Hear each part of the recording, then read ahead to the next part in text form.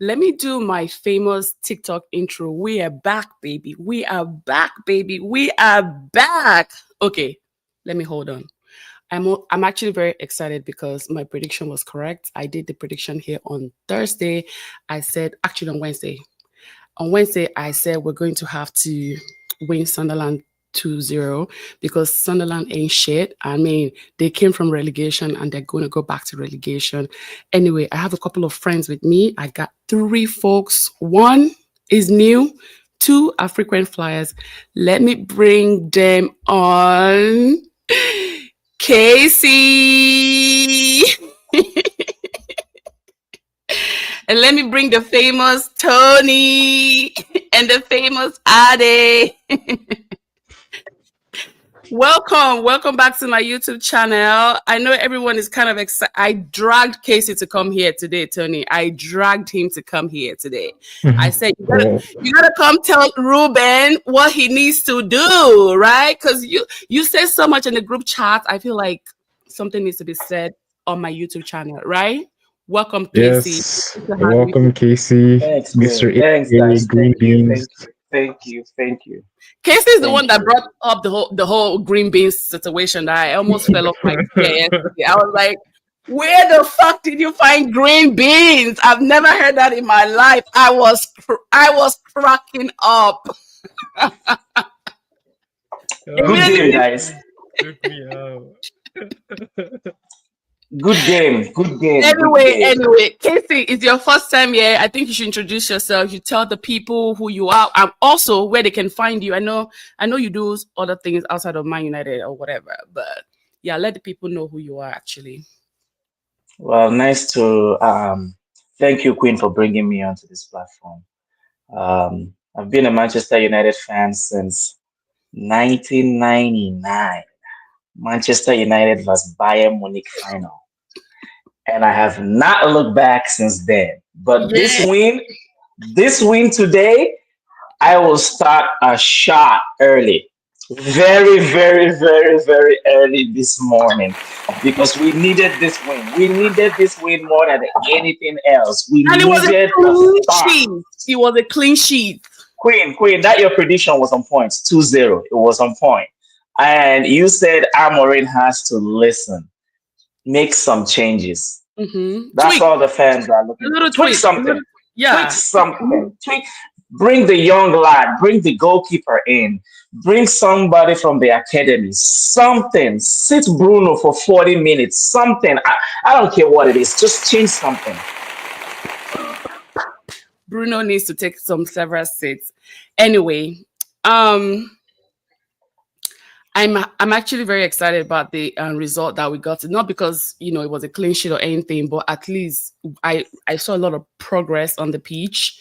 And also we debuted a new goalkeeper today. I think this is something we're going to remember for a very, very long time. I'm hoping he will start Liverpool the next match. I'm really hoping that I kind of want him to taste that pressure too. You understand? Not just because Sunderland is like an easy target or whatever, or maybe because Sunderland actually do have momentum because they are sitting like where on the 5th place right now, but I think they dropped to the 6th place. But it would be nice for Lamine Cement to get that exposure of playing with a big team. So I am hoping that the next game that Ruben will put him out there, because the more you put yourself out there, the more you can get your experience that you're actually looking for. So Ade, I know you don't have time. Ade is actually all the way in the UK, so I'm going to do everything I have to do to make sure that he goes to work because you got to go get your coins. You gotta go get your coins. Ade, how Happy you days. feeling? Days. Happy days. Happy days ahead. One good thing is he had the choices of the players he wanted. They Right. were fit. And one thing is most United fans do not understand, and this is people will come from my head for saying this, the importance of Dalot in that game and the importance of Mason Mount. They only won that game because of those two players playing in that place, manning their position. And if you notice, after those two players left the pitch, Bruno's indiscipline showed.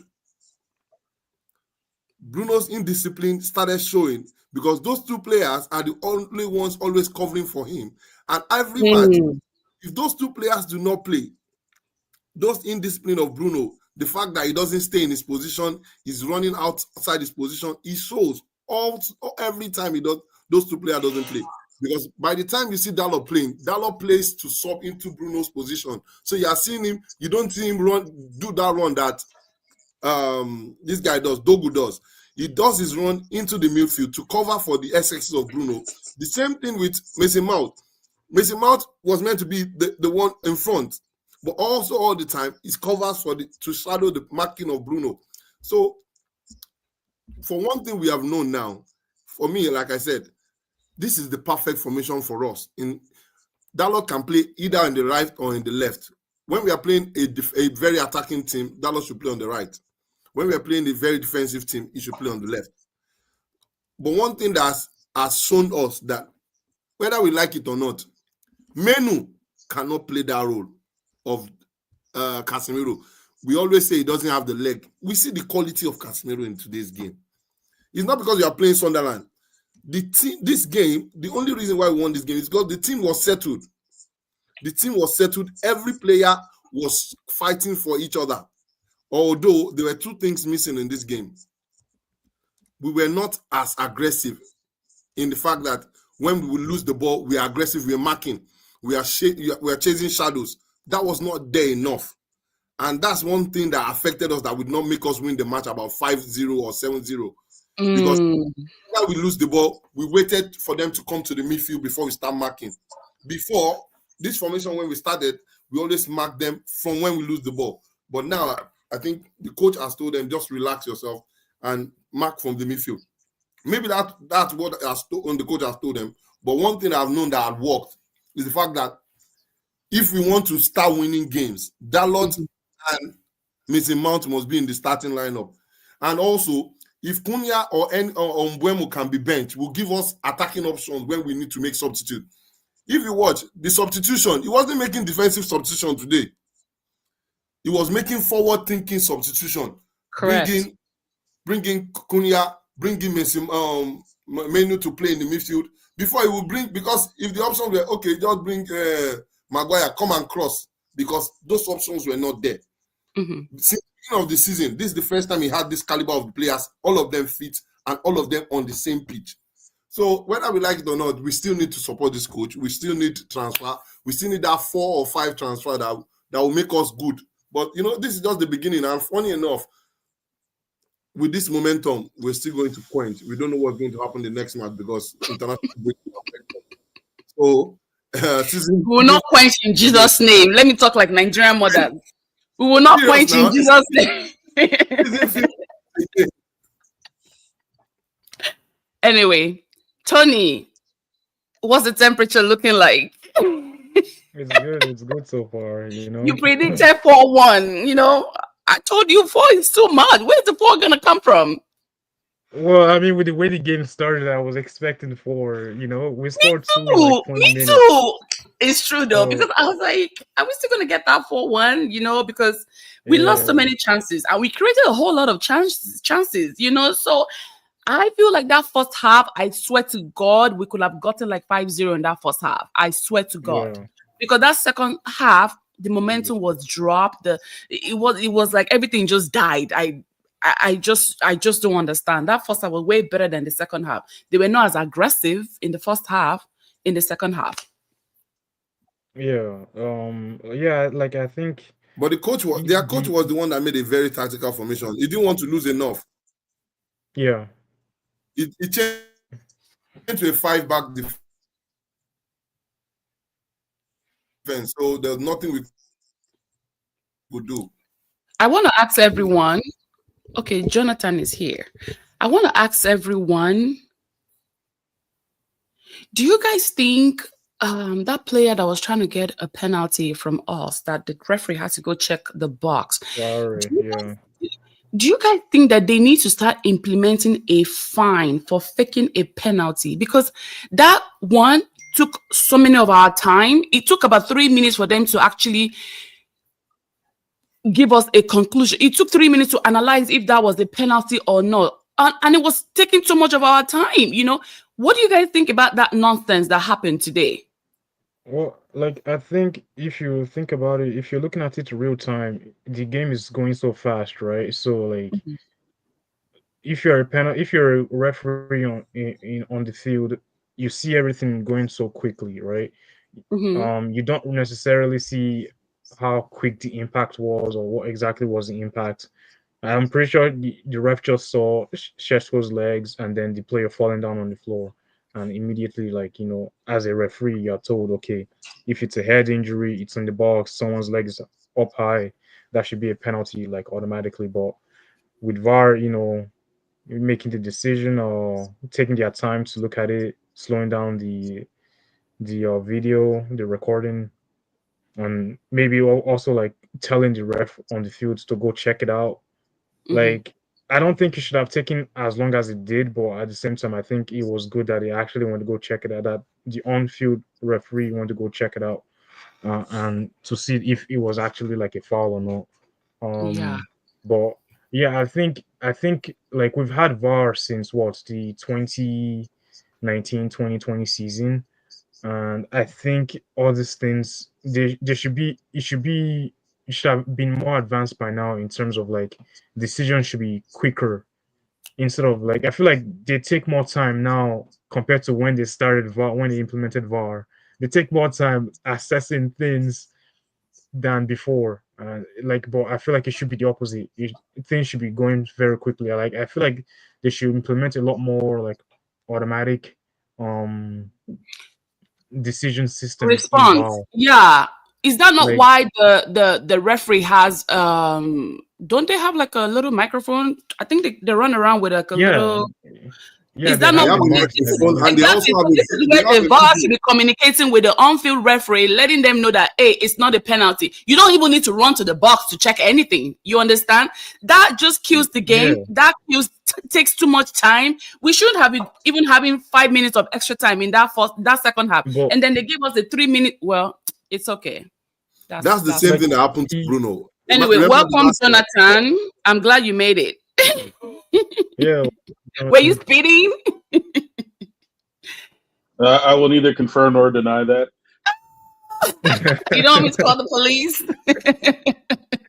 Anyway, everyone here, you guys are all in my group chat, so you guys are not strangers. I just don't know.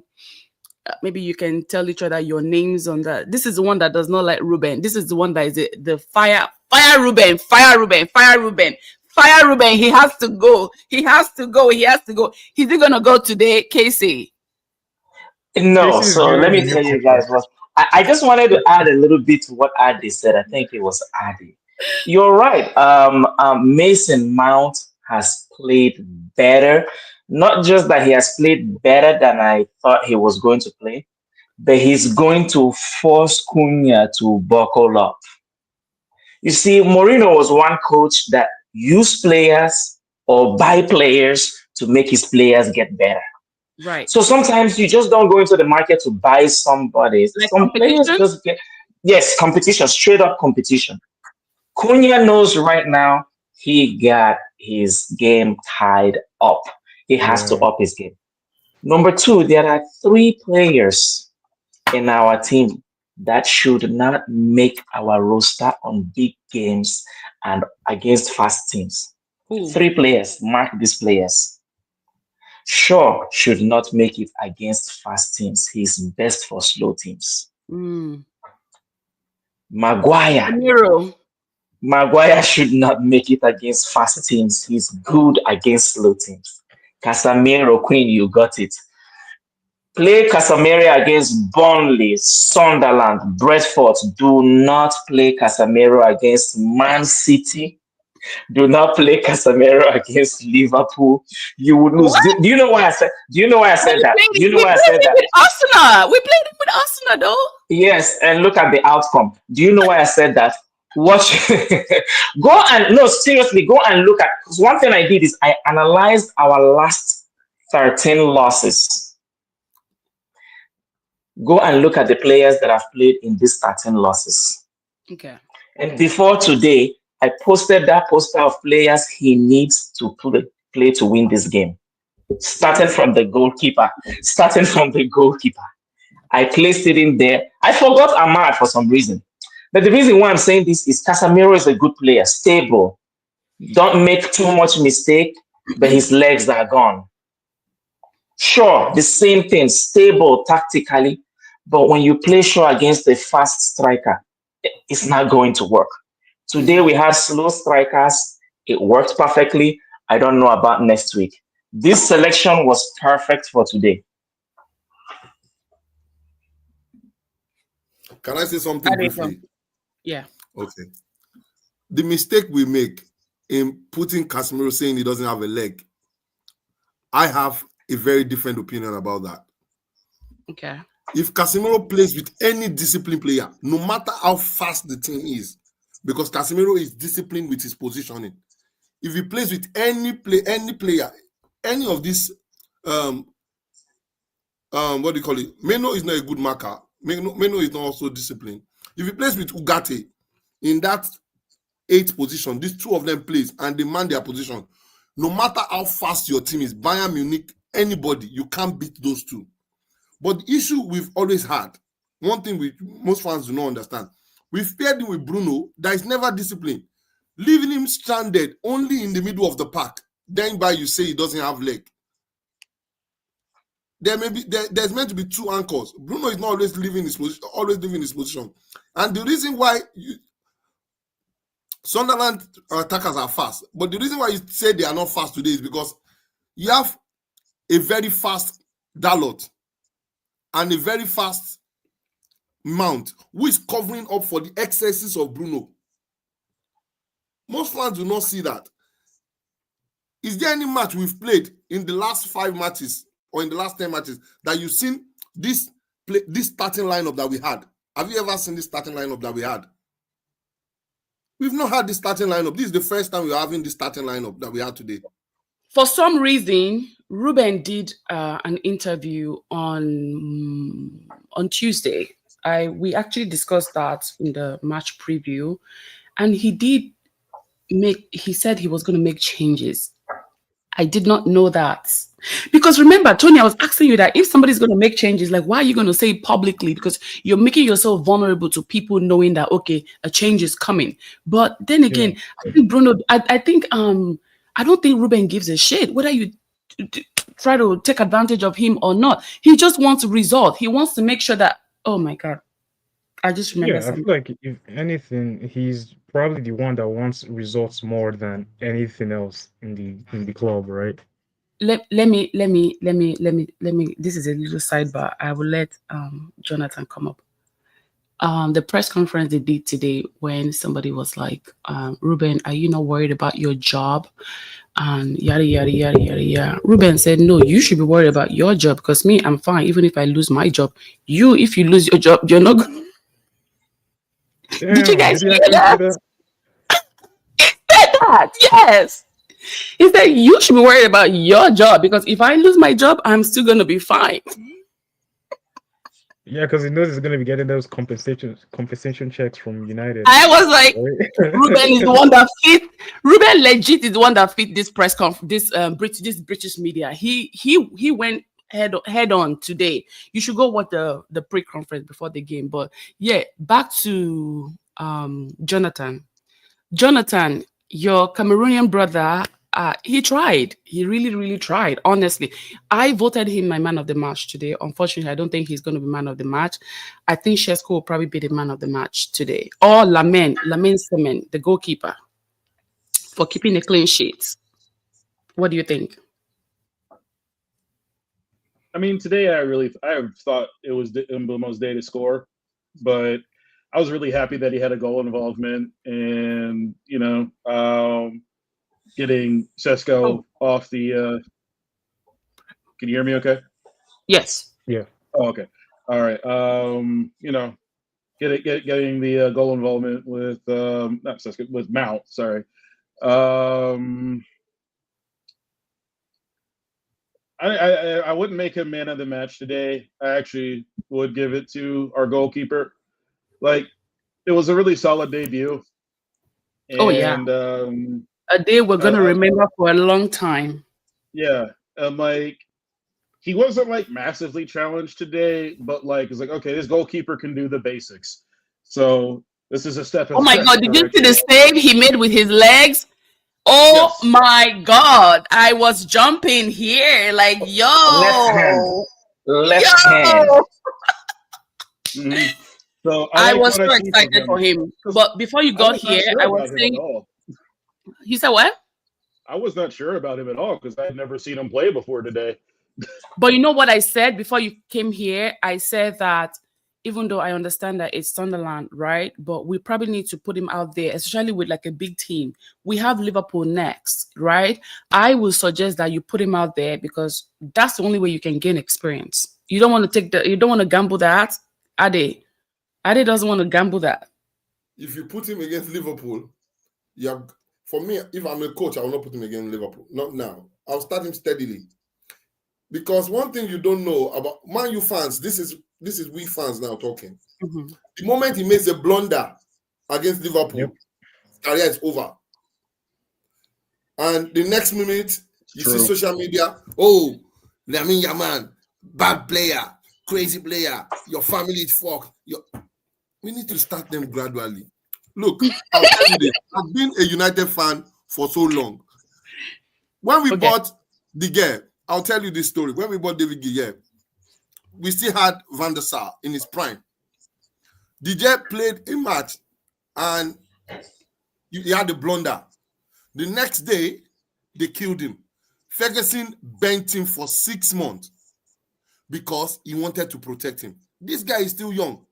If you don't protect him, that's the same thing with Obi. See, United fans are too very fast to kill players.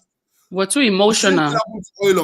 Anything happens, you play a very bad game. Oilon doesn't get services. I'm always saying that. There are times all these faults are general faults, but we pick. United fans are very fast to pick a player, just scapegoat somebody. This is the person. All of us will now go for that person. Ahmad, they went to Yabi's family. Just one match. They went to I know.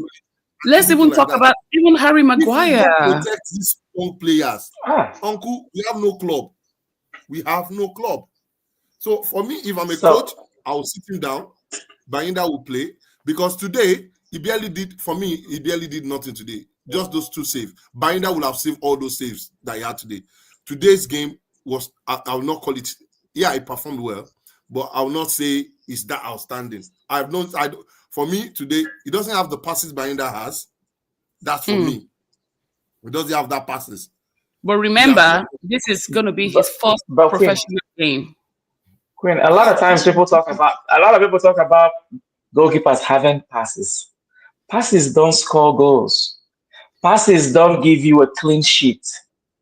Passes don't make you win. It hasn't been doing that for us. Bayinda has been given so many opportunities.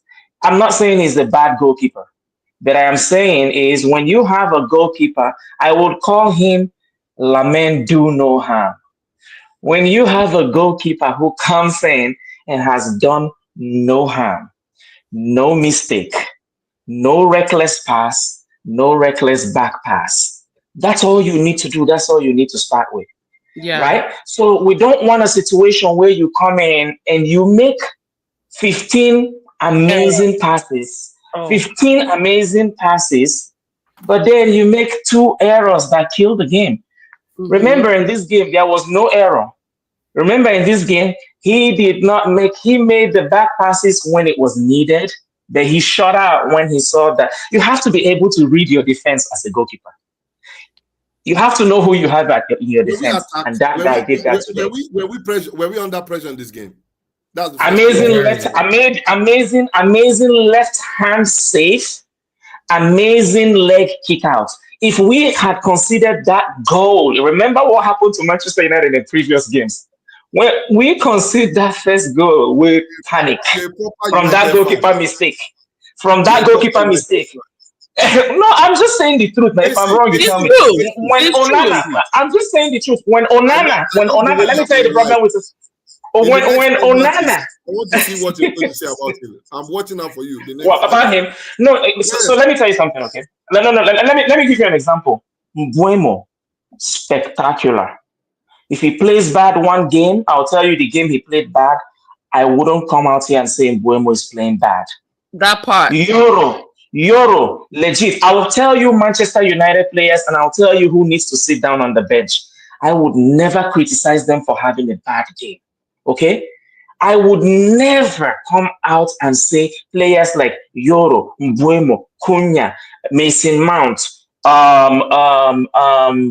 Bruno. Did you see me criticize Bruno last week when he had a bad game? I did not do that. The only thing I said is play the guy where he can give services to the striker. He look at his assists last season and the season before last. He is the assist least for Manchester United. Just let him give assists. Who gave more assists than Bruno now, my brother? Nobody in Manchester United now. Bruno being in that team has been the genesis of our decline. Whether you like it or not. Bruno has again, he's not the best player on earth. He's not the best player on earth, but I'm saying as of Manchester United today. As of Manchester United today, there is no player better than Bruno in his position. That's all I'm saying. Tomorrow you might buy. Okay, in his position, not off position. In this position, in Bruno's position. In Bruno's position that he's playing now, is it better than Casemiro? Is he better than Casemiro? In his position, you don't know because you haven't played him there in the last couple of years. Yes. The position he's playing now, is he better than Casemiro? Does it sound better? Yes. He's better than Casemiro. Yes. So when people say Manchester United, and I respect your opinion, right? Let me tell you, I understand everything you're saying. I respect your opinion, but I want to tell you something. I would never criticize a goalkeeper who gave me a clean sheet in one game because guess what? When was the last time we had one? Ask yourself this question. When was the last time we played a game? Ask yourself this question. When was the last time we played a game without a goalkeeper error?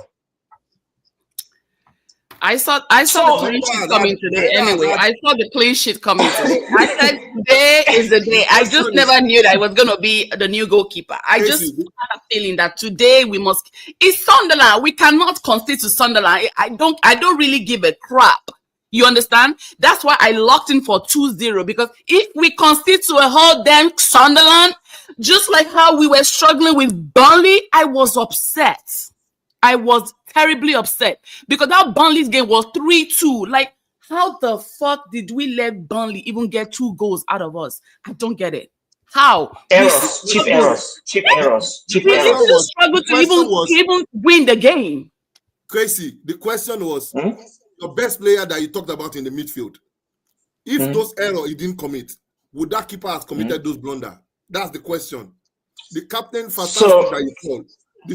So you have a legitimate point to it. Let me tell you something. Because he's always playing out of position. This is when every one of us play. Bruno, listen, this formation is not for Bruno. Take it or leave it.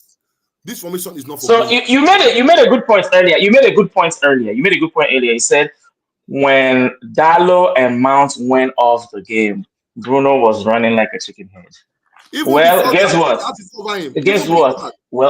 Well, guess what? There is something you omitted. What? The combination of Bruno and Maino will never work. We all know that Maino is not even an official. we have to slide that one in there. But then even worse is, let me tell you, even worse, the combination of, let me give you a Z on our team. That Z is the combination of Shaw, Maino, Bruno, and Ahmad is suicide. Just watch whenever we play these 4 players together, we just defend and defend and defend and defend. It don't work. Mbuemo has to be up there. Mbuemo has to be up there for Bruno to breathe a little bit. Mason Mount has to be up there for Casemiro and Bruno to breathe a little bit. I was even saying that Mason Mount and Joshua Zexia, to me, they are a good combination. I don't know what it is.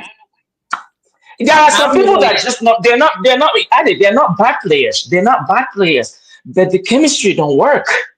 It's a relationship. The chemistry don't work. It don't make them a bad player. And that's why you see some players when they leave a team and they go somewhere, they start playing well. It's just chemistry. That's all it is. It don't make them a bad player. Onana might do well in that team over there. You get what I'm saying, right? Maybe because he has defenders that would not give him that ball all the time in the back. Look, my goalkeeper like to play with the ball in the back. I'm just going to kick it forward. But today, Simmons did something we have not experienced. Until it's broken, don't fix it.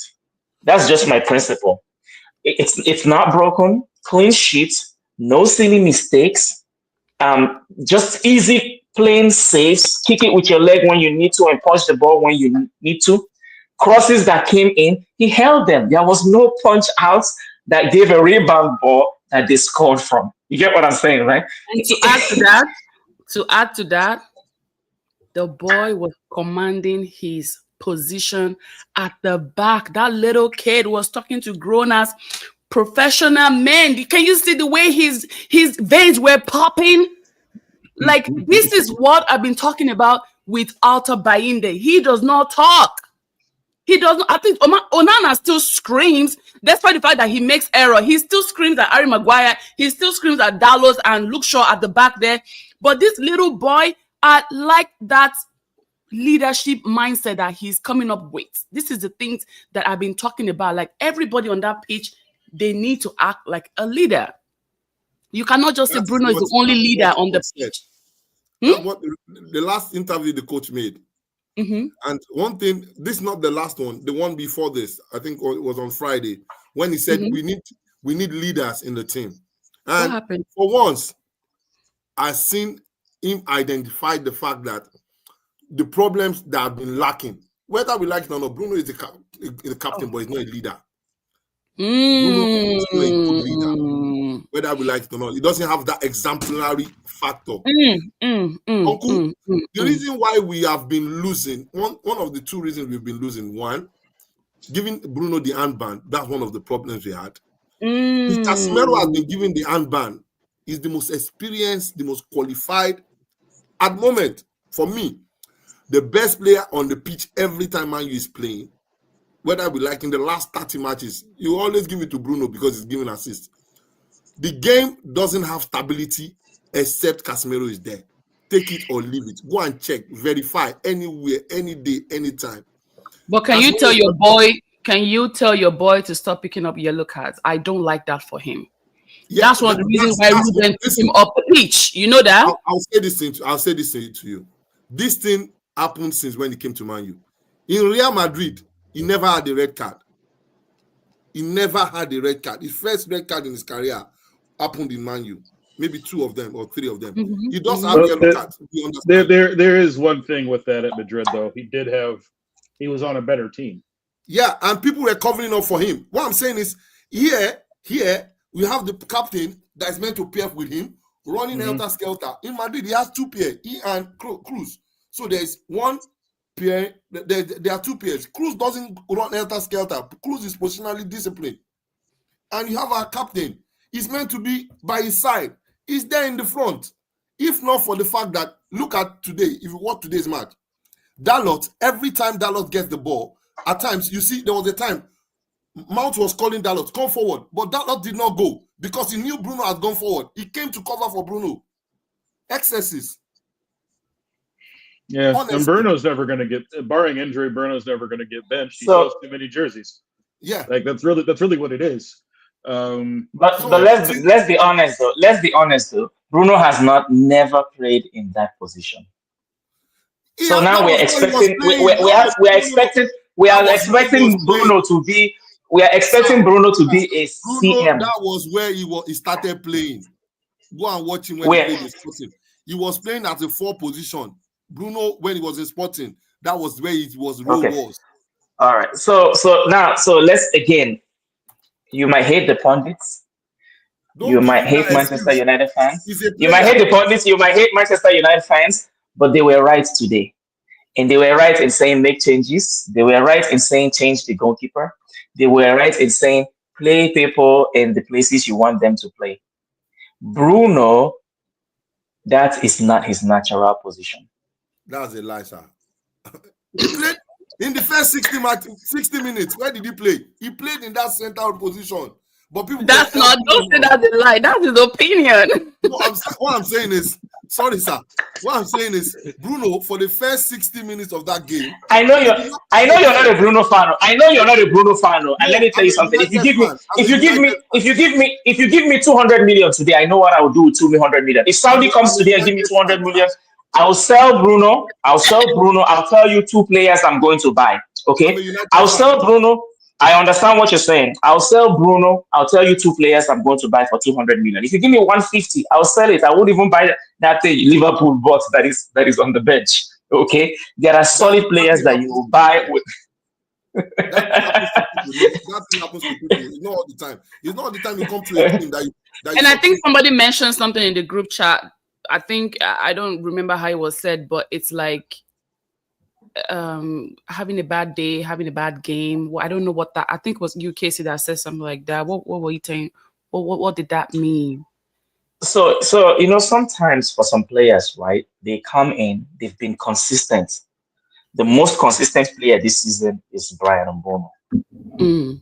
He has done no harm. He has been consistent game in, game out. You know what he's going to do. You know what he's going to do. You know how he's going to play. He's going to play that same way. Yeah, okay? He's very reliable, very dependable. He's consistent. But sometimes they're going to have bad games. Mm-hmm. The Elite has been solid. Sometimes it's going to have bad games. Euro has been solid. Sometimes it's going to have bad games. Guess what? As a coach, I'm going to play those guys because part of them learning is having 1 out of every 4 bad games. That's part of them learning because Man City go through that, Liverpool go through that. I'm not going to keep tweaking because I want Delete, Euro, and whoever the third person is to get used to themselves. In midfield, I want Bruno, Mount, Mbeumo, Sesko, and Casemiro to get used to themselves, alternate with Ahmad. No matter what game I'm playing, I want those players to get used. Because guess what? They are my best player in their wing as of right now until I get somebody else. And in the goalkeeper, I will play the guy who has not caused any harm. He is my best. You know why I'm calling him my best right now? He has not done any harm. So you say in the wing back position, Ahmad is better than Dalot. Depending on the game. Wing back. Depending on the game, depending on the game, I would. Yes, let me tell you why. Go and look at the games that Dalot has played for us. We don't score goals. He can hold the ball. Let's go back and just go on the internet and type it right now. Great player. The problem we've had in Manchester United is what? No goals. We bought three up front new players. Still no goals. Go back and check the statistics. Dalot will stabilize our midfield. Then we don't score goals. So what do you think should be done to Dalot? Because I feel like he's a great player, but I also think that he does make some obvious mistakes, to be honest. But I'm not going to deem him as a horrible player. I mean, Jonathan. Like I said in the chat, Dalot's never been my favorite, but he's been solid in a lot of ways. He was really solid today. I've just been thinking, like, I think it was last week when we said that, like, maybe we need to give Dorgu a break from playing right now. Yeah, you said so. Yeah, and Dalot, he seems to be able to play on the left just as easily as he plays on the right. So it's just like, well, play Dalot and play Ahmad on the right. But because then we have the things that both of them are good at on the field at the same time. I don't know. Like we keep talking about this, but I was just like, I need Bruno to, like, because Ade is Dalot's family member, so that's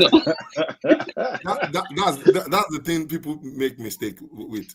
Dalot. You know why I like Ade? Listen, no My matter favorite player. how My much you favorite want to player. bash Dalot, the dude they stand on business. You understand? My And I like favorite that for player. you because that's one of your favorite No. players, It's and not it's my favorite okay. position. My Oh, favorite it's not player. your favorite player again? My favorite player is Oilon. People don't believe it, Oh, honestly, but because people have trust him. One thing is he didn't get the support, but for me, the reason is one thing that people would not understand, and this is my position on Dalot. The same position I have with Bruno. Bruno, very great player.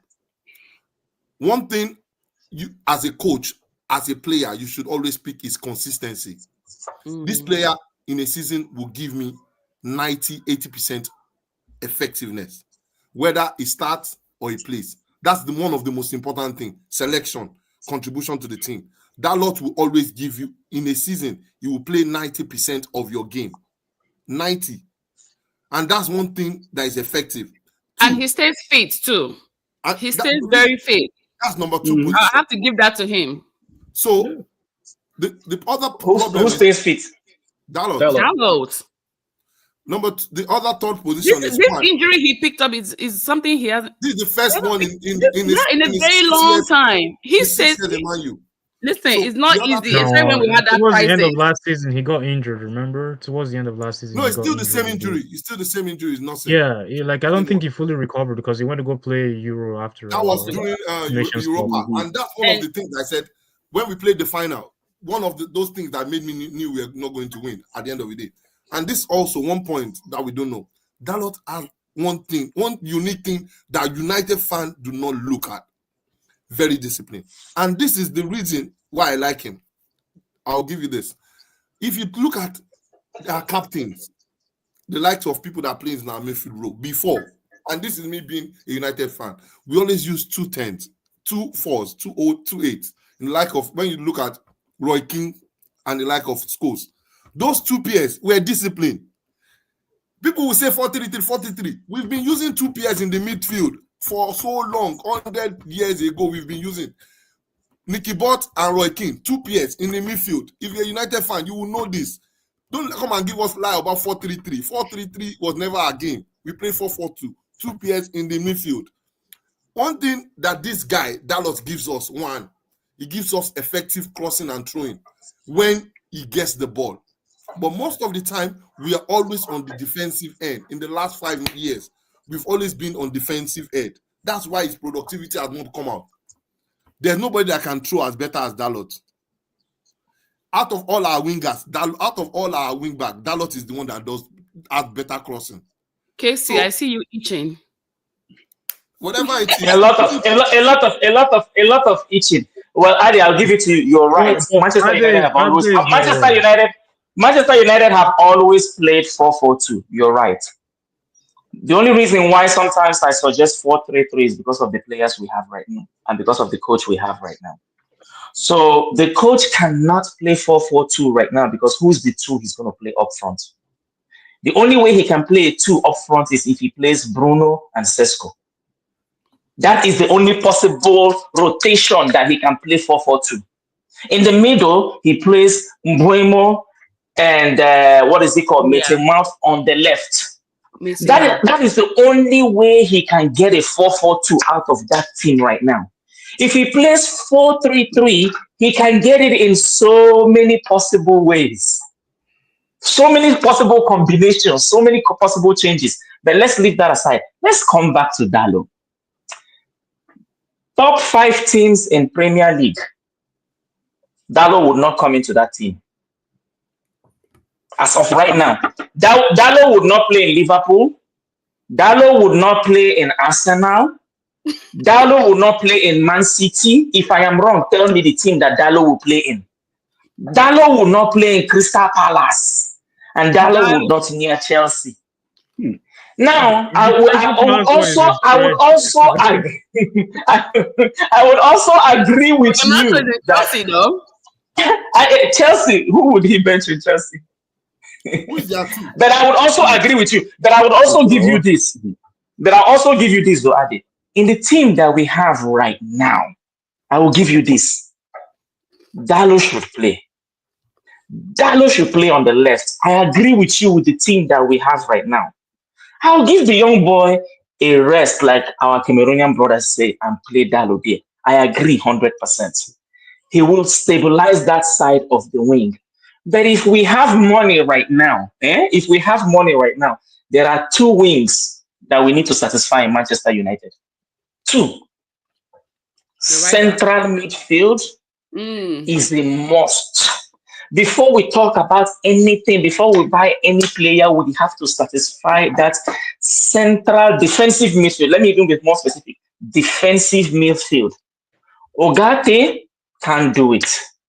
Meno, his head is all over. But it's all over because of the combination you give Meno. Remember, Meno was doing well. Remember, Meno was doing well when he was playing under our last coach.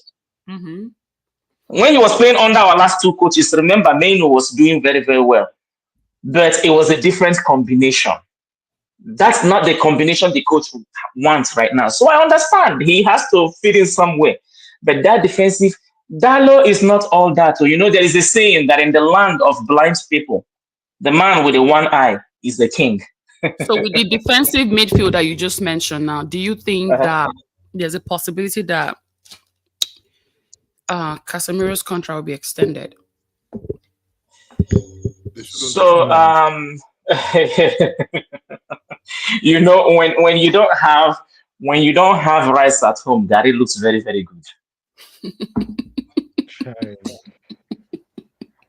If they extend Casemiro, I think he's going to have to take a fairly significant pay cut. No, his contract comes to an end this season, 2026. When Yeah, we if they sign him to a new deal, he's going to have to take a pay cut. Like, he's not, like, I still like him on the team, but he's not superstar money anymore. No, he needs to go. I'm sorry. For me, like if we keep him.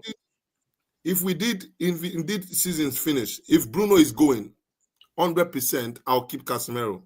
Reason why: leadership, experience, trophy, and morale. He will keep. Casemiro has that. Yeah. He may not start, just for continuity and for the transition to be complete.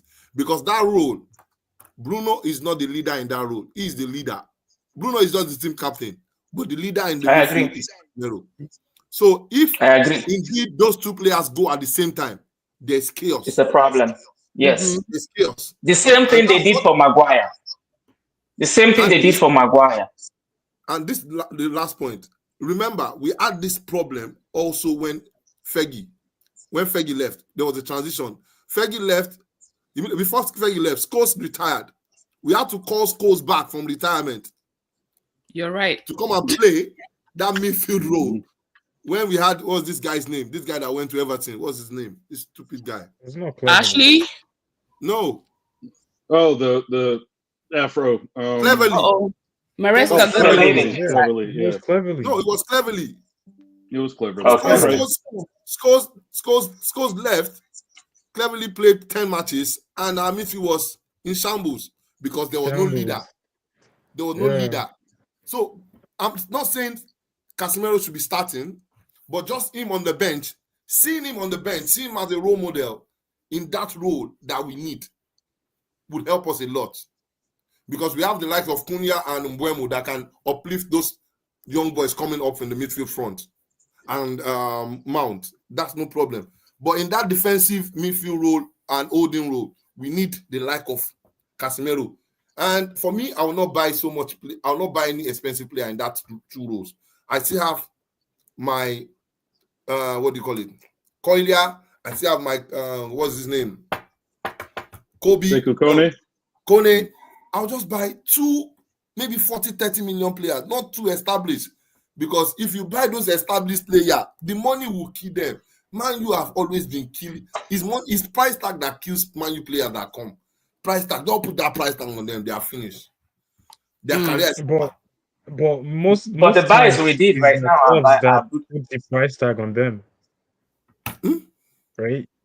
most times it's the clubs, there are other clubs that put the price tag on them, not Yeah, United. no, but I'm If saying United came we in don't need to buy what's this Brighton player?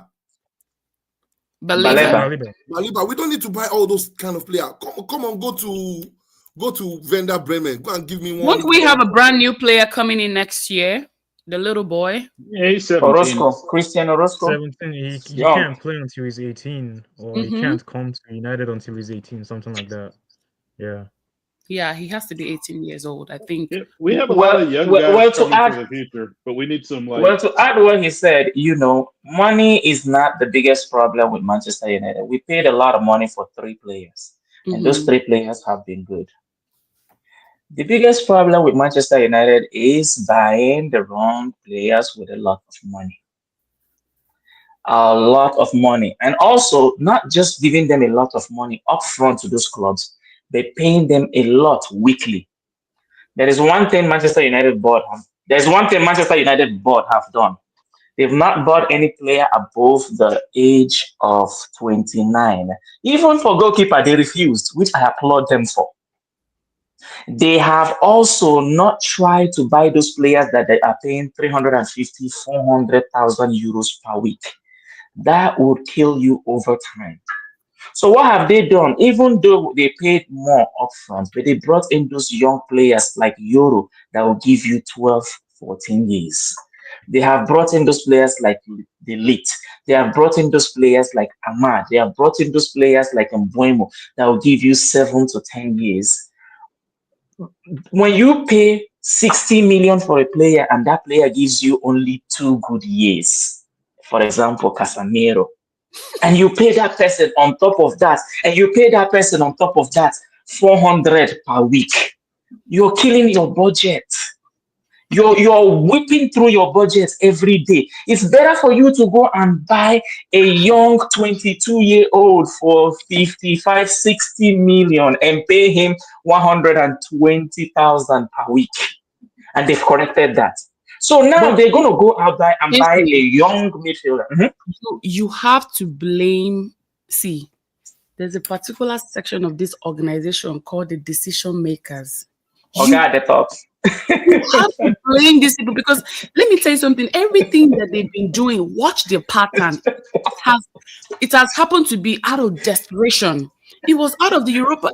Let me tell you, I honestly feel like if we won that Europa League, we would have never seen Shesko, we would have never seen Kunia, we would have probably never ever seen Brian Umbermo. You No, understand? we would have Because seen Cunha. We would have seen the Cunha. owner, the owner will okay. Cunha has already been in the talks anyway.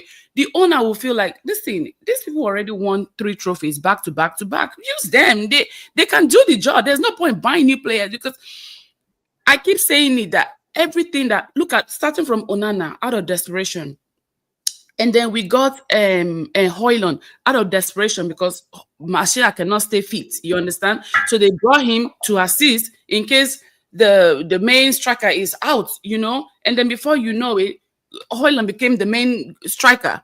And the kid was there struggling and no direction, no nothing. And you have to understand that the name of the club itself is pressure. It's like you going to a fucking war zone and you're not prepared. You have to come to this club prepared. It's not even about the money. The money is always going to be there. I mentioned it on my TikTok like that. Despite the fact that we are in a shitty situation, I'm telling you, these people are cashing out every time. Even when we lose a game, people are Can I still give you guys a line? Can I give you a line, guys, a line that I use against Chelsea and Man City fans? what? They say Manchester United buy this player and this player don't perform. I say, look, every day, I still prefer to be a Manchester United fan over a Crystal Palace or a Brighton fan. Please. That would make $250,000 from selling players, but only make 40,000 from jersey and fan production. And We need not we even make made it 600. We to made the 600 exactly. We made Mhm. 600, 700, 800 million euros. They will never make it to Now, even preseason. Never. Nobody will come and now, watch now, them. let's not forget this. Let's not forget this. Football is not just a sport, it's an entertainment. Yeah. And for entertainment, you can't just go and bring a no-name player and sell jerseys and fill up a stadium. That's Yeah. number one. Number two, you also have to bring personalities and satisfy every region of the world. Mm-hmm. Let me remind you guys, Park Ji-sung that we bought to Manchester United. I am still wondering when are we going to buy a Chinese player and a Japanese player? I keep saying that. When are we going to have an Asian sauce in the club? Football is a business. Let's We not need that forget sauce. We need that a little, football is, you have to diversify and make that 800 million. We are still going to spend 200 million every season, every window, no matter if we sold or we didn't sell. January, we are going to spend another 150 million. Speaking of Asian players, I Okay. thought we were going to sign Zion Suzuki. You said something earlier on. It was on the radar for a while. This is my stake. This is my say on what he said earlier on about buying that. Take it, not buying big money players. One of the things that is not making us firing upward is because we did not buy. And this is my own take. My take. I stand on this. I stand to be corrected. If we had bought Osimhen, this is my take, personal statement. Mm-hmm. If we had bought Osimhen would have demanded so much from the midfield that this symbolic behavior will not be happening. Mm. United made a because mistake. Osimhen does express himself. He does not hide. He does not back United down. made a He mistake. will voice out his We got the wrong his option. feelings. We got the wrong option, and I hope he does well. But you can't bring an Osimhen to that front line. Whether we play good or not, he was going to. This guy is still young. He's not demanding for the ball. One of the two mistakes. See, I've been a United fan for long, and the generational prospect of our attackers are bring an elite striker. This is one of the things that is sticking us. We've never had that way of our way that we come from. That we have an elite striker that is always demanding and pushing in the young ones to come. Sesko is a good player, but he's not demanding enough from them. One of those times you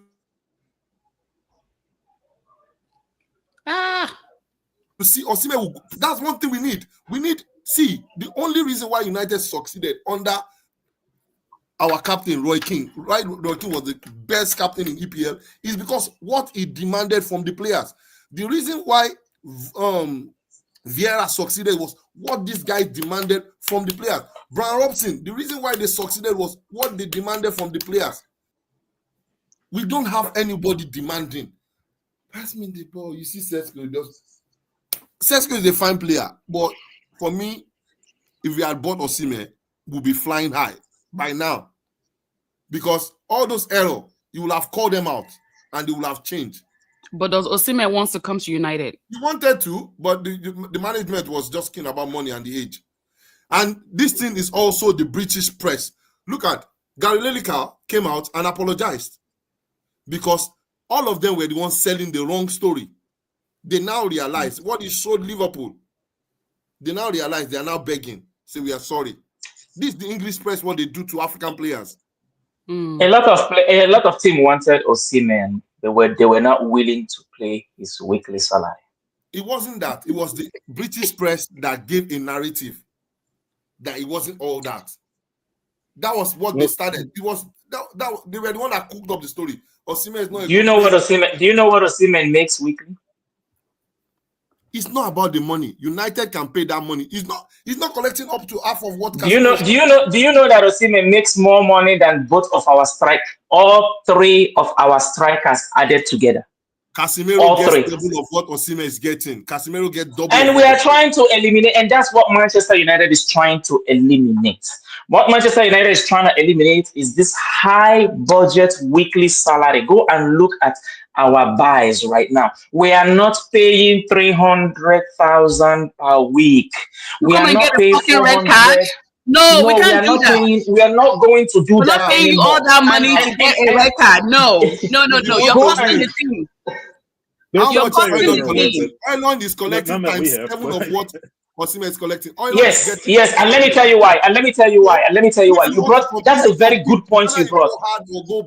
That's a good point you brought. Holland's sign-on was low, so I could afford to pay you a high weekly. If Osimhen is coming at, considering where he is in football right now, if Osimhen is coming at 35 million, I will pay Osimhen that salary. If Osimhen is coming for that amount of money he's coming for, I'm not going to pay him that salary. I am not. I would bring the Hoyland back before I would pay Osimhen that salary. That is the only reason why Chelsea and Manchester United did not sign Osimhen. No, you got it all wrong. It is the British press. Osimhen's deal with Chelsea was already agreed with Drogba and Mikel. That deal was agreed. It is what the part you didn't know is I have an insight of this. It is the British press that gave the narrative that did not make the club buy him. It's not about his salary or his wages. It's not about this new Manchester United owner. No, they give out money that like is not that. what happened. That's not what happened. I'm telling you the narrative. No, I'm just going with he has signed 9 players since he became Manchester United owner. 9. Did you know he likes young players? Mm-hmm. He likes young players. He likes to bring in players that he can train from the academy. Go and look at the amount of players that he's brought in. A lot of them. And the senior players that he has brought, he don't like those high weekly wages for players. Let me tell you another thing that a high weekly wage does. Let me tell you another thing. You're paying a player like Maino, Ahmad, that are playing very, very well in your team. Delict. Less than 110,000 a week, and you go and bring an Osimhen and pay him $500,000 a week. What do you think is going to happen in your dressing room? Osimhen was not collecting $500,000. Osimhen's wage demand was not even up to 200 million. That's the wrong narrative. That's what I'm saying. You got the wrong narrative. Osimhen go and check it. He makes 400. He makes 400 per week. And how much was he sold to Galatasaray? Go and check it. How much was he sold to Galatasaray? Osimhen won't walk in and what? But again, whether it's Osimhen or Sesko, you are right though. We have to give these players a service. We have to send ball to these strikers. Our statistics today was 3 balls to our striker in the box 18. 3. I don't care if you have Osimhen there, nothing will happen with 3 balls. That's what I'm saying. Osimhen is not our player. He would demand more from them. Osimhen is not our player. Let's leave him alone. Okay? Let's go to our player.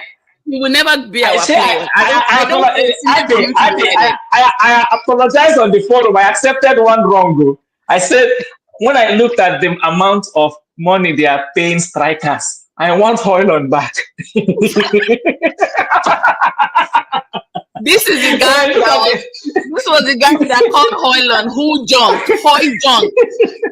Because I never liked it. But for the amount of money they are shedding on below average strikers, Newcastle is begging with 65 million for below average strikers, and they cannot still get to find. Let's bring our boy back. Anyway, I want us to rate our players today. I know I'm going to hear some very great numbers. Let's start with the goalkeeper. I will start with you, Casey, and then to Tony, and then to Jonathan, and then to Adi. Not Lamine Yamal. Lamine Semen. Because I've been trolling Lamine Yamal since yesterday. The guy is going to be up. I defer to the next person. Let's not waste the time. That's all I got to say for that goalkeeper.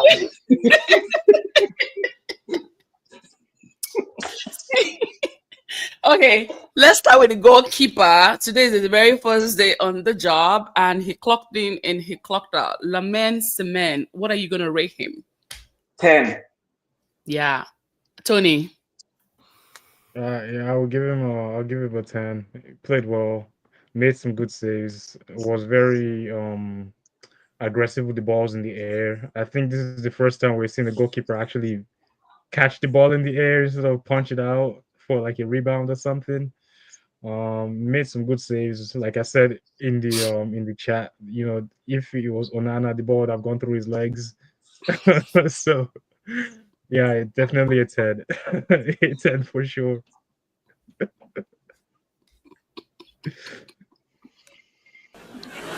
It hurts my heart that that's true without Onana. Banana, so bad. It hurts my heart that that's probably true.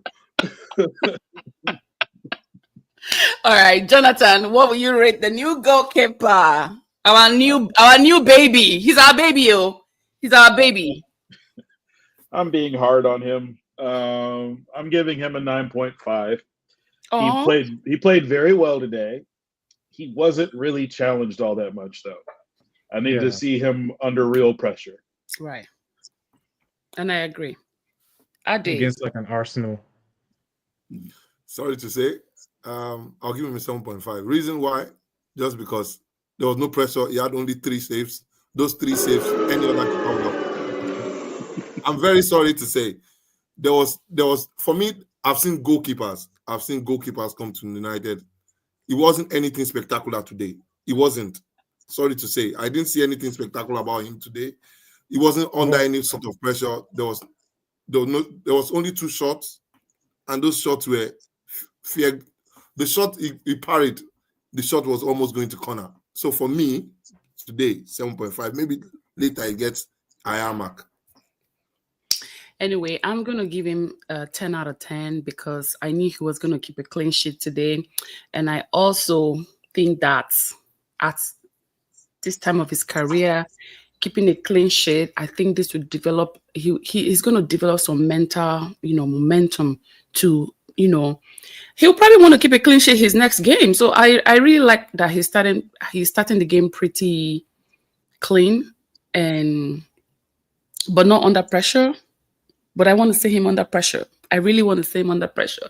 If he's going to lose his steez, I don't know. Chelsea is leading, so I'll have to do my incantations. I need to talk to my God. I need to talk to so that they can start losing. Okay. I'm sorry, guys. Okay, let's go down to Dalot, Casey. I'm not a fan of Dalot, but I'll give him a 9. Whenever a player plays good, you have to give him a thumbs up for playing good. Dalot played well. I'm giving him a 9. Tony. Yeah, Dalot played a good game today. Solid performance. I think he did what he had to do. Like he didn't do anything like spectacular, but like Ade said, like he was filling in for Bruno today. Like especially when Bruno went up. So I will give Dalot a 9 as well. Like yeah, he didn't do anything bad. Okay. I could care less for Dalot today, to be honest. I will skip to delete. Okay, I'll give him an 8.5. I'll give him an 8.5. Matthias, delete.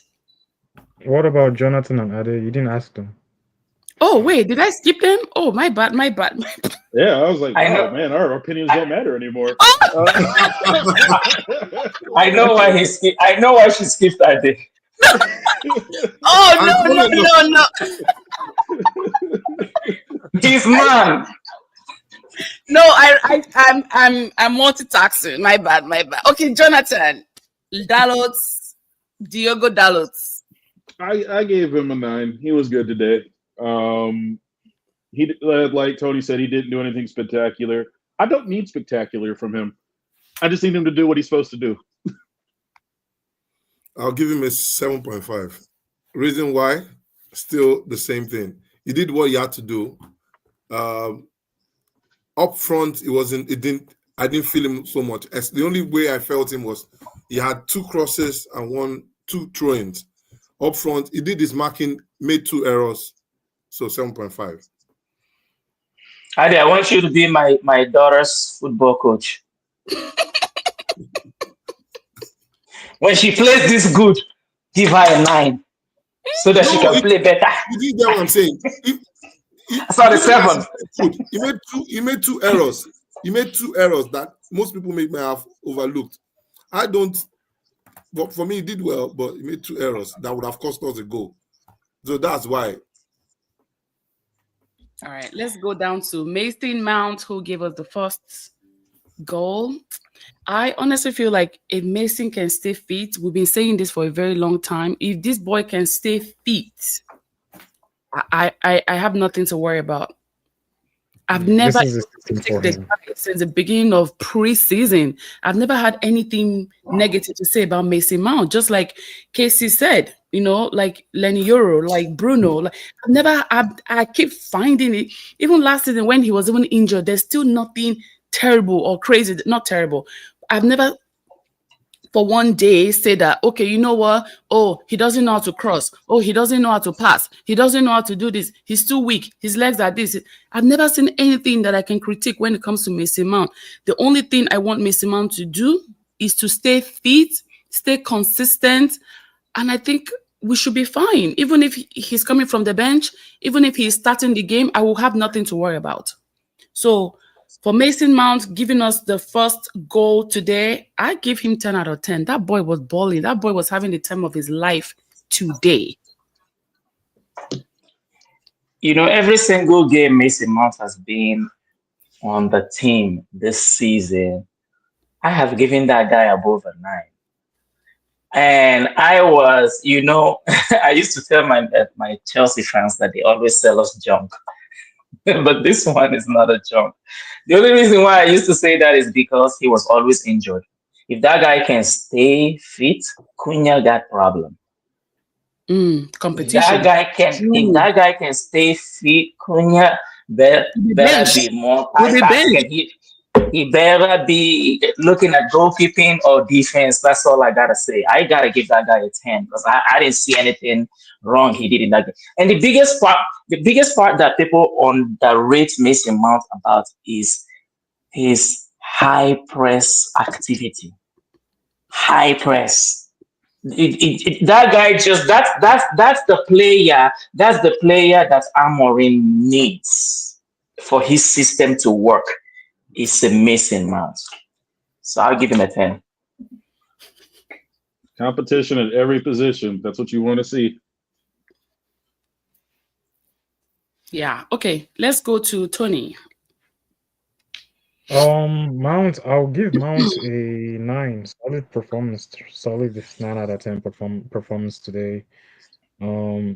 Obviously scored. I feel like every time he starts a game, like we play well. Like we play so well in the first half. I like, and I think I've said it many times. There's just this energy that he brings to the team whenever he plays. Even if he's coming up from the bench or if he's starting the game, the team they gets this energy that they just that that comes off from him or that rubs off from him. And yeah, like I think like he's so good at getting in good positions. Like the position that he was in for the goal today, like I don't think would have seen like Ikonia making into that run like that. Not to pick on Cunha, but like just the way he plays, like, and I think it's something that Aaron has been talking about since like last season when he took over, about how he likes Mason and how he like Mason just fits into his system, and like you can clearly see that like this system it's made for Mason. So yeah, he played well today. So definitely a 9 out of 10. Maybe a 9.5 out of 10. Yeah. Not 9.7. I'm not feeling too generous today. All right, let's go to Jonathan. A solid 9. He got the assist from my guy on Blumo. I know. Wait, hold up. Oh no. At least he didn't give us a goal, but he gave us an assist. I would take that. I would definitely take that.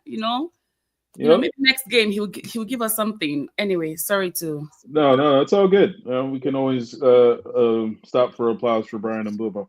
But in all seriousness, like I'm finally seeing why we bought Mason Mount. Because like when we bought him, I was like, why? What is for what? Like where does he fit? But in Amarim's system, he fits well. Yeah, he was solid today. Solid 9. Wouldn't quite give him a 10. If he could got a second goal, I would have given him a 10. All right, Ade. Mount, my best player of the match, man of the match for me. Clinical. He did the pressing. While he was on the pitch, he was the most important player to us. He was on every player. He hit every grass. He did everything he could do, and he got us a first goal. Got us in the momentum. I'll give him a 9. Nice. Let's go down to the captain, Mr. Bruno Fernandes, not Fernandez, Fernandes. All right. I'll probably give him an 8. I think he was I would say he was kind of composed today. He didn't lose his shit today. And let me just not give him too much words because sometimes Bruno gets on my last nerve. So let me give him an 8. Casey. Bruno got the same syndrome as Amorim. Chai.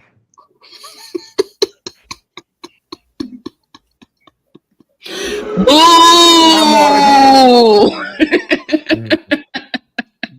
They don't learn.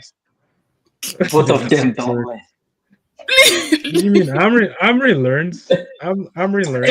He's beginning to learn. Both of them have the same syndrome.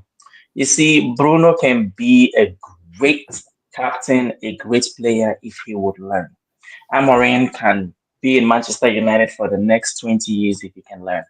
Just tweak your game, tweak your decision making.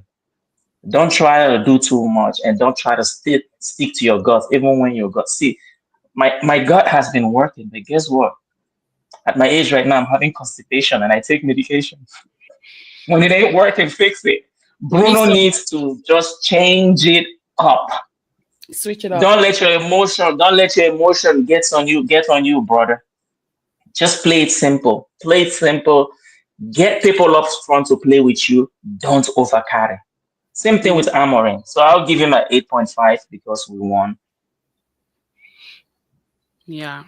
And he lost chances too. He lost some great opportunity. All right, let's go to Tony. Bruno gets I'll give him like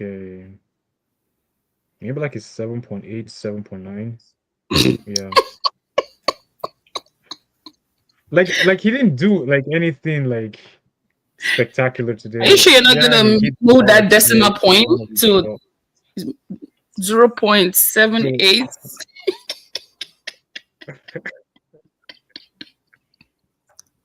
All right, Please let's just give him an 8.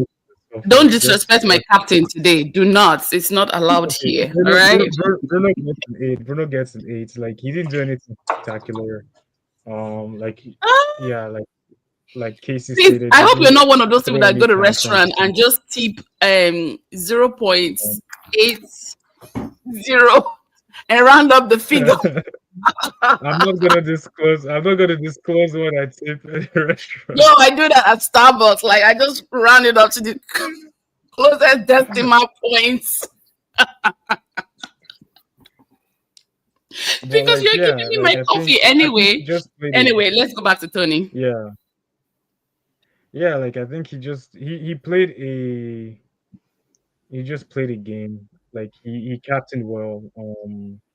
He didn't make any major fuss about anything. Yeah.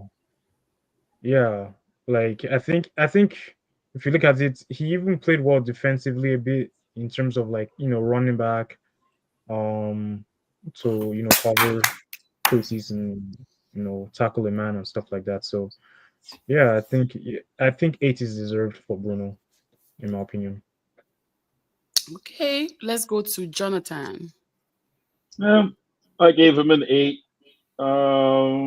You say we didn't see some of the antics we've unfortunately gotten used to from him today, which is kind of a low bar for somebody of his caliber. But as a captain, yeah. But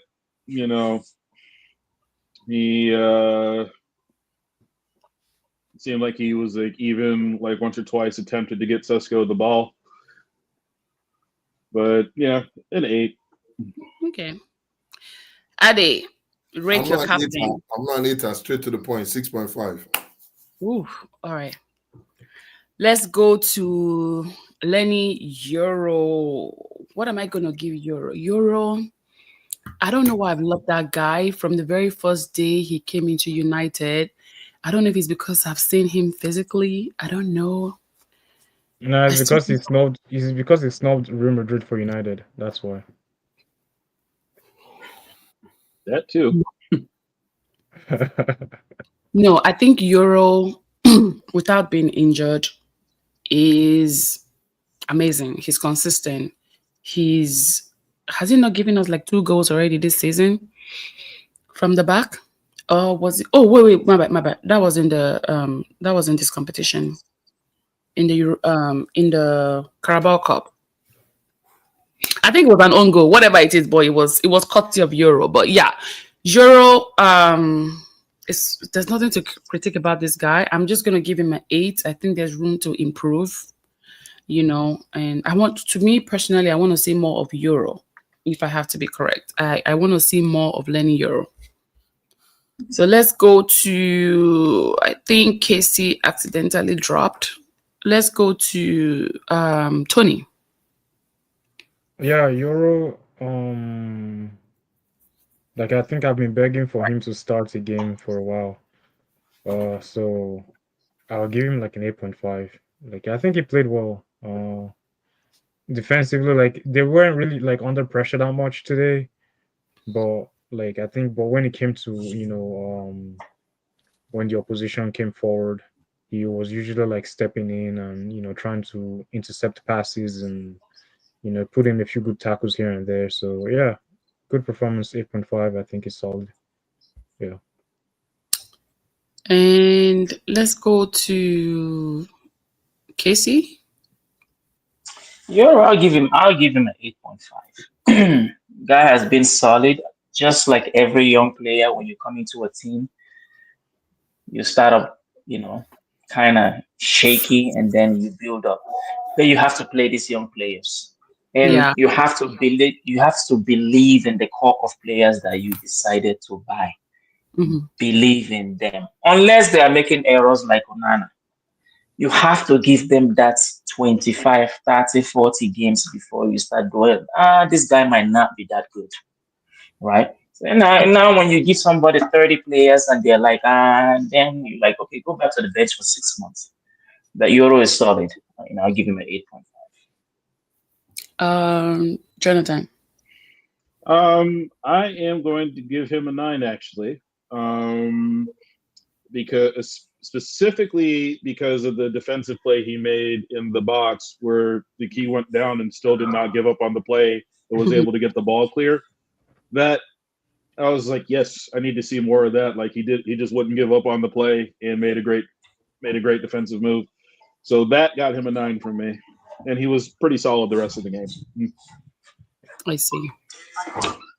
Let's go to Ade. Euro 8. Okay. He's paid attention to the other game. Yeah, that's why I want to wrap this. I want to wrap this up so that we can go watch. I'm watching Bayern, not Liverpool. Bayern We can might go watch our wives. Our wives need to lose today. Chelsea, they need to. I don't know what they're gonna do today, but they need to lose that game. All right, let's go back to. Oh, Let's go back to Ahmad. Ahmad played against his former club. He went there on loan, became the star boy of Sunderland, came back to Man United, became an amazing discovered player under Eric Ten Hag. No, not under Eric Ten Hag. Under who took over Eric Ten Hag? I don't know. I think it was Cameron took over Ten Hag. No, the other guy before Amarin came in. Before Amrin, Van Nistelrooy. Nistelrooy. Correct. Yes. And I'm gonna rate Ahmad today 8. I'm gonna rate him an 8 today. I feel like he could have done more, but he lost a lot of chances. He lost so many chances today. What do you guys think? 7.5 in my opinion. Ade, Uh, what are we talking about? Sorry. Ahmad. Ahmad. Ahmad, Yep. Yeah. 6.5. What the hell? I'm sorry, didn't do enough today. Okay. Let's go to It's Jonathan. still not as sharp as he used to. Yeah. Trying to get my charger together. Oh yeah. Ahmad gets a 7 from me. I'm starting to see signs of life from him. But yeah, he wasn't great today. So 7. All right. And I love Ahmad. You know that. Casey.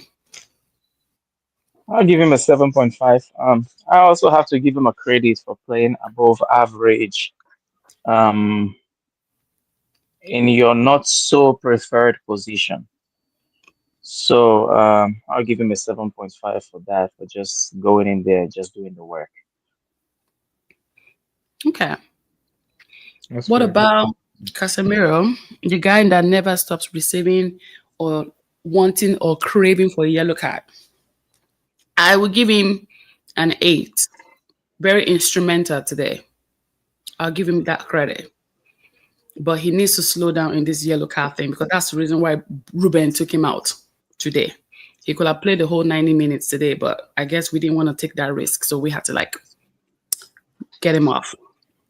Let's go to Yeah. Tony. Yeah, I'll give him an 8.5. I think he did well defensively. Like he was able to calm the game down, at certain points when, like his experience definitely showed today on how he controls the game. Compared to if we had started like Ugarte or Mino, beside Bruno today. So yeah, the yellow card was silly. Like when I saw him running for it, I just knew he was gonna go for a tackle and miss, and I just knew he was gonna get a yellow card. He needs to control himself. I don't know, it's because like Brazil wears yellow and he just loves the color yellow. So but, yeah, That's it's fine. That's a good one. All right, Ade, rate Casemiro. The mentor, the destroyer, the king, Igwe, one of United, captain of the midfield, 8.5. Casey. I'll give him an 8. I hope the Manchester United board are busy calling every single team with a good defensive midfield that will replace these guys. Premier League is too fast. Premier League is too fast, too fast paced, too many young players. It is not Italian league. It is not Bundesliga. No, You La need better Liga. legs. Not La Liga even. Not La Liga even. You need better legs than Casemiro. He stabilized the ship against smaller teams and games that is not fast paced. But after that, we can't win a Premier League with Casemiro. Let's just leave it at that. 1-1. Jonathan. 1-1. 8 would have been an 8.5 if not for a boneheaded tackle.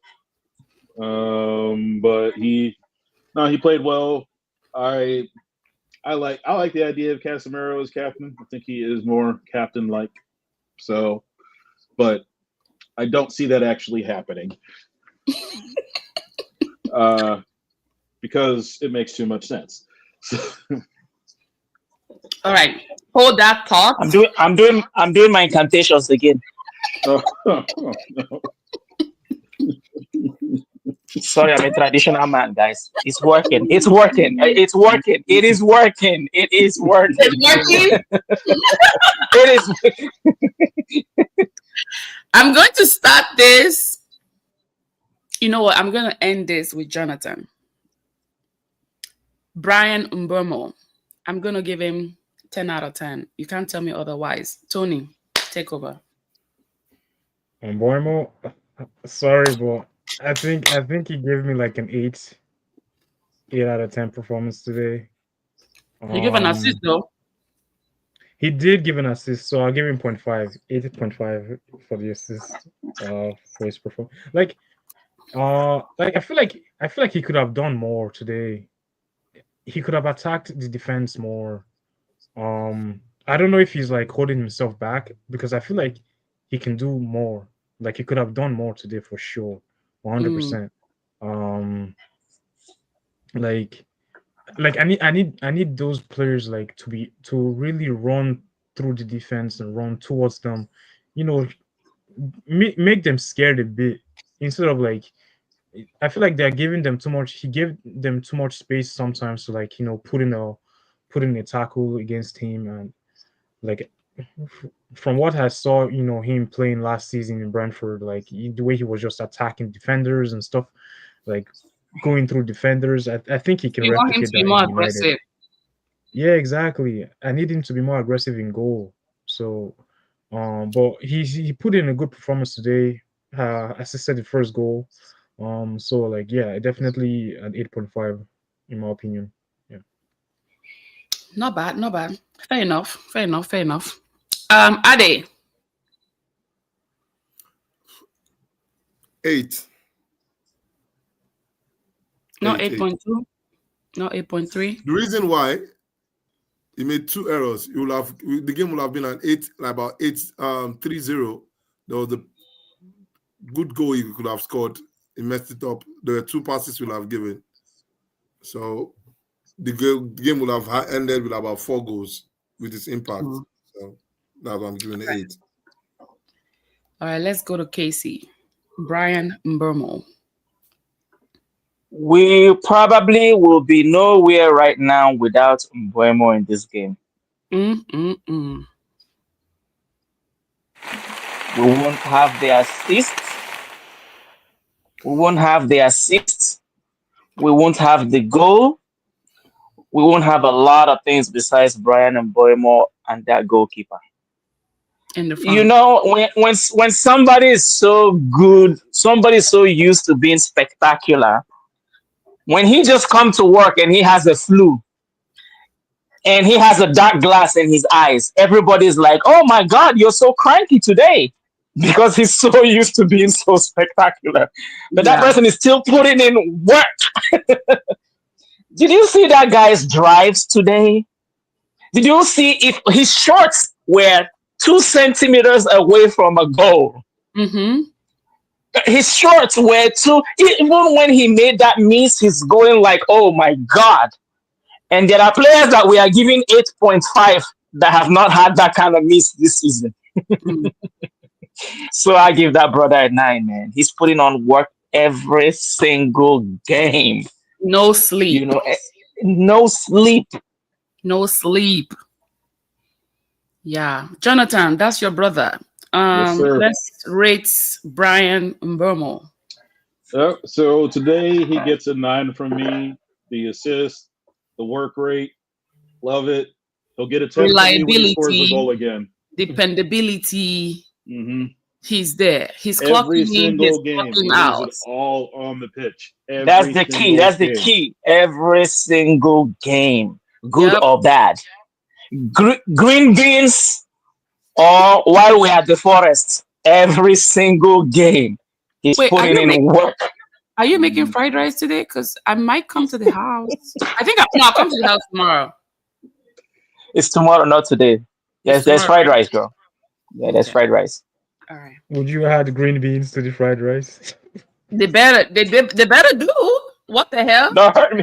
Don't hurt me with that grace.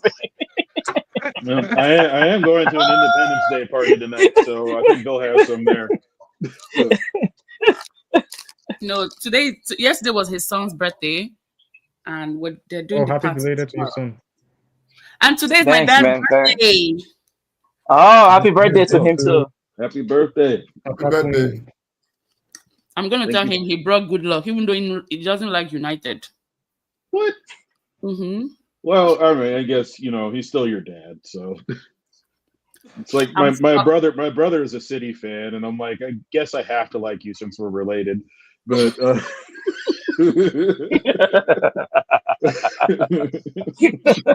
I guess. no, Javon, if you see this, I love you, man. You know I do. I don't know. For me, anytime I meet a City fan, I'm always so like, Where how were you before City, right? like where Well, what here's the life thing, though, with choices Javon. He's made older you than me. choose A lot City? Where were older you than me. before you discovered Man City? I always ask that question too. He's old. Like, My brother is a lot older than me, so I'm like, how are you a City fan? That doesn't make sense. Mm-hmm. He's 12 years older than I am. Yeah. Anyway, let's go down to Luke Shaw. Today, Luke Shaw gets us 7.5 from me. I want to see more of Luke Shaw. Luke Shaw has been hot, very cold. Like the stats are like this, and then the start will drop. I want to see consistency in Luke Shaw. Tony.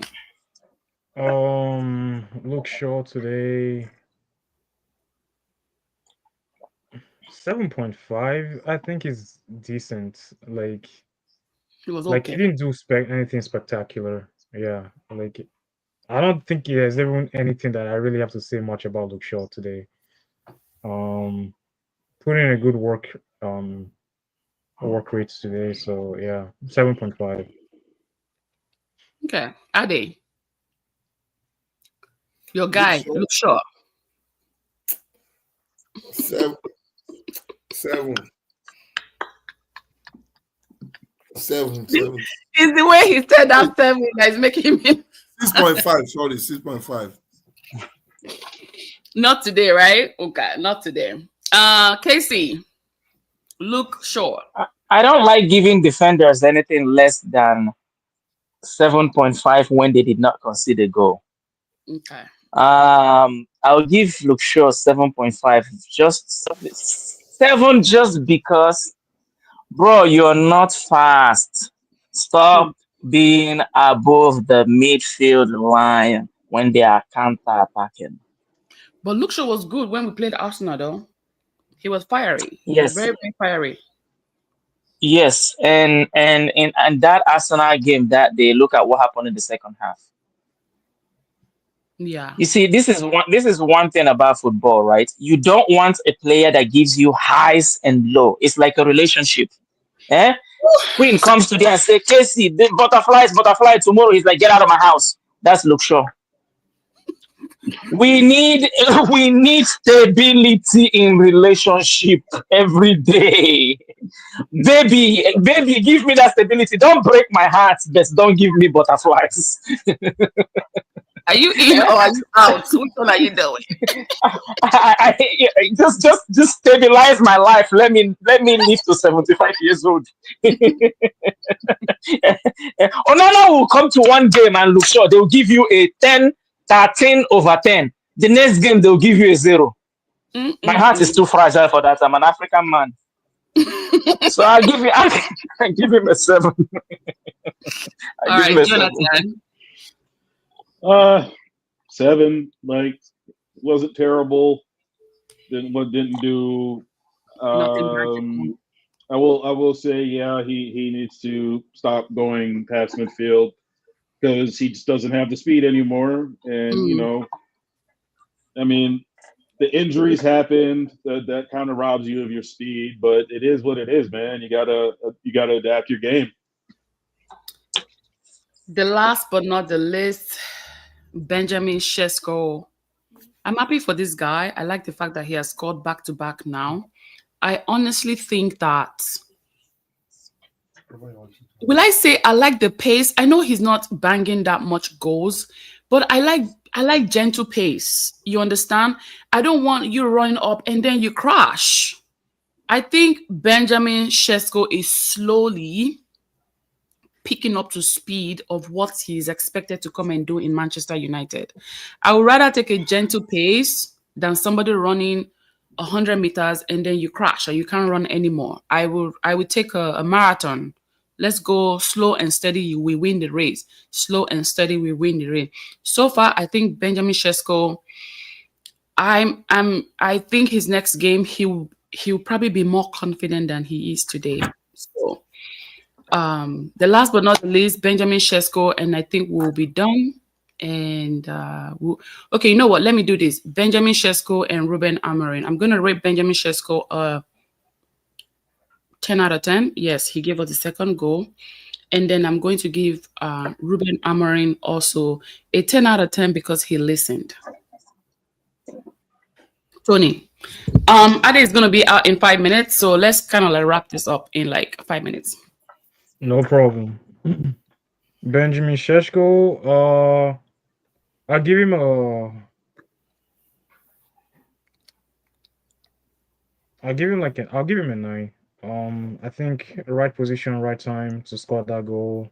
What else? Like I think, like the way I think what I like about him today is he's the way he was able to control the ball most times. Like he just controlled the ball with ease. He was able to like put in the right passes. But unfortunately, sometimes when he passes, the player will pass the ball backwards instead of continuing the forward motion that he started. But yeah, definitely a 9 out of 10 for me. For Sheshko. Ade. Oh Sesko, wait, hold on. What about Ruben? Ruben gets an 8.5. Okay. Solid starting 11, good subs towards the end. Okay. The formation was spot on, and I think the players that he played in the formation were spot on too. So yeah. And he listened. Let's go to Ade. Yes, he listened. Ruben and Shesko. coach, I'll give him a 9.5. He did nothing wrong. He had the available players. He had put them into training. He done good. Sesko, I'll give him a because he had only 5 touches, 3 touches in the box, had 1 goal. The other touches were passes, so I'll give him a 9.5. All right, Casey. I'll give Sesko a 9.5 for one defensive tackle nobody is talking about.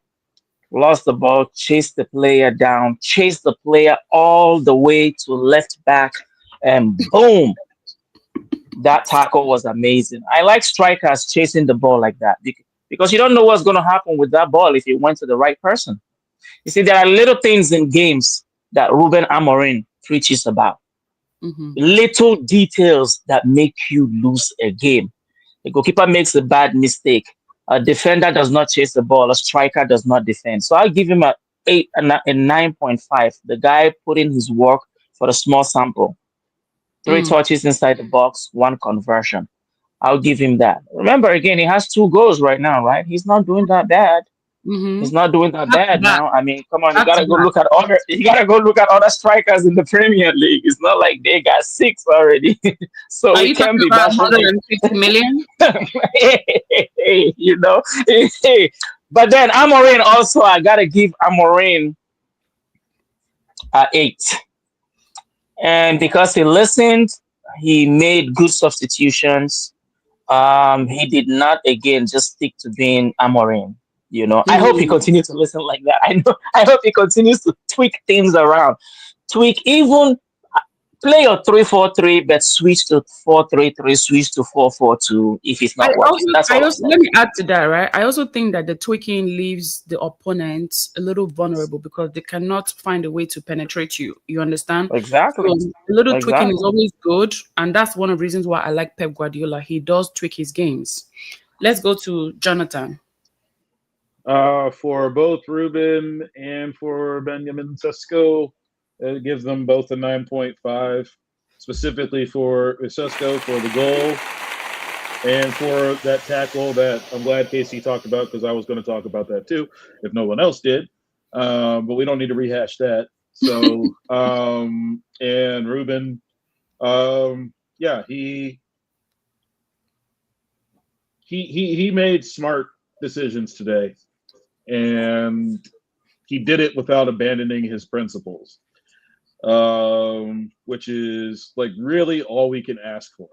Mm-hmm. Okay. Anyway, I want to thank everyone for spending 1 hour 45 minutes with me. This was not planned, honestly. I like to keep the review a little short so that our viewers are not bored. But I feel like this was very entertaining.